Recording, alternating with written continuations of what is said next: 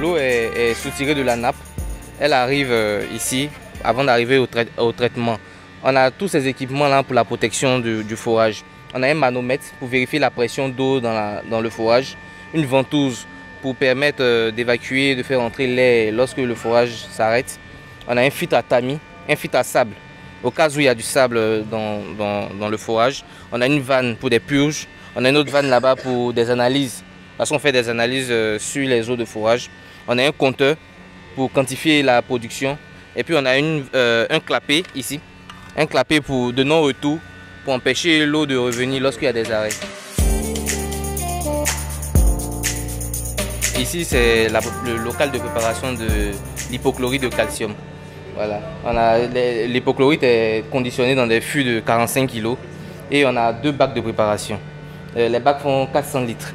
Donc on remplit les bacs de 400 litres d'eau et on met 18 kg pour obtenir notre concentration dont on a besoin pour traiter notre eau.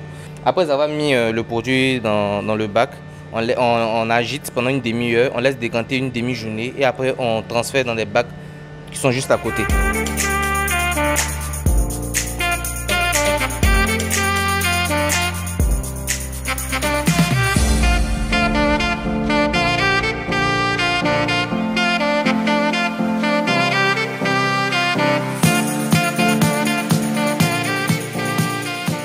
Ici, c'est le local de stockage et de charge de silos.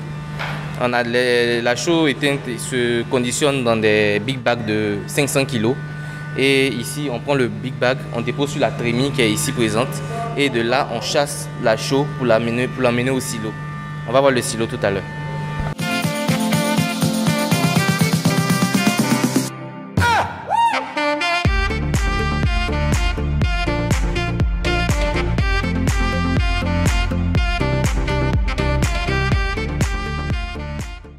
Ici, nous sommes sur les tanks de traitement. On fait la neutralisation dans cette première partie. Comme on a dit tout à l'heure, la neutralisation se fait en 2 étapes. Le dégazage et après on injecte le lait de chaux. Donc c'est ici que ça se fait.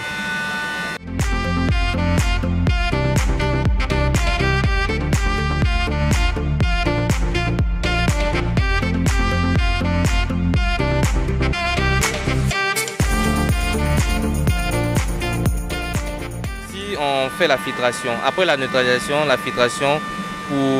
parce que la neutralisation a rendu l'eau un peu trouble. Donc on va la filtrer pour qu'elle retrouve sa turbidité d'origine.